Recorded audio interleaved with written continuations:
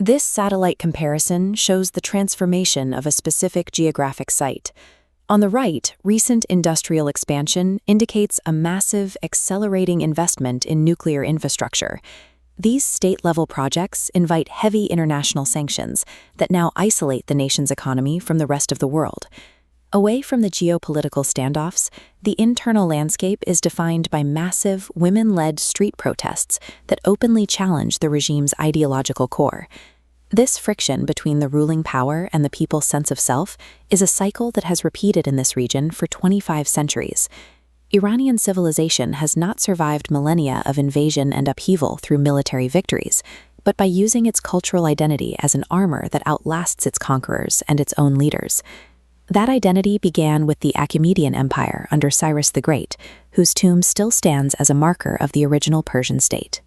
This era established the two foundations of the Iranian baseline: a complex, efficient administrative system and a policy of religious tolerance that was unique in the ancient world. At its peak, the wealth and architectural scale of the empire, centered at Persepolis, suggested a power that would never fail.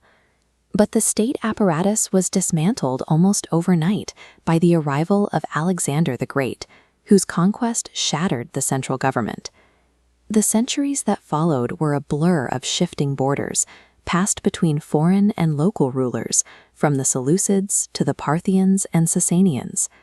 While the physical empires fell, the underlying cultural traits, the administrative expertise, and the ethos of tolerance persisted quietly, waiting for a moment to resurface. The Arab Islamic conquest presented the most severe threat yet, moving beyond political control to challenge the very existence of the Persian language and local customs. Usually, a conquest of this magnitude results in the total assimilation of the defeated people into the victor's culture. Instead, Persia shifted from a defeated military power into the intellectual engine of the new empire. The poet Ferdowsi spent 30 years writing the Shahnameh, an epic work that preserved the Persian language and pre-Islamic history in a single, massive narrative.